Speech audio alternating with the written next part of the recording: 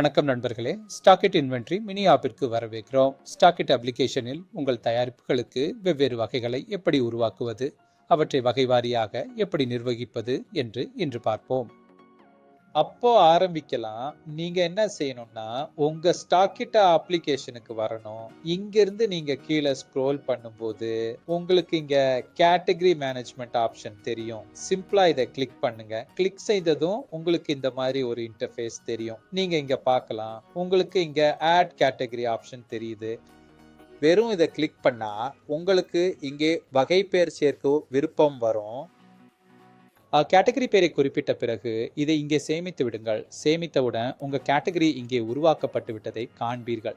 இப்போது நீங்கள் விரும்பினால் உங்களுடைய வெவ்வேறு தயாரிப்புகளுக்கு கேட்டகரி வாரியாக பொருட்களை நிர்வகிக்கலாம். அத்துடன் உங்களிடம் ஏற்கனவே உள்ள தயாரிப்பை மாற்ற விரும்பினால் அதை அங்கிருந்து திருத்தி இந்த கேட்டகரிக்கு மாற்றலாம். நீங்களே விரும்பினால் இங்கே இந்த கேட்டகரியை எடிட் அல்லது டெலிட் பண்ணலாம். எனவே இப்படி நீங்கள் விரும்பினால் உங்களோட மல்டிபிள் ப்ராடக்ட்ஸ்க்கு மல்டிபிள் கேட்டகரிகளை உருவாக்கி கேட்டகரி வாரியாக நிர்வகிக்கலாம். ஸோ இந்த வீடியோவில் இவ்வளவுதான். பார்த்ததற்கு நன்றி.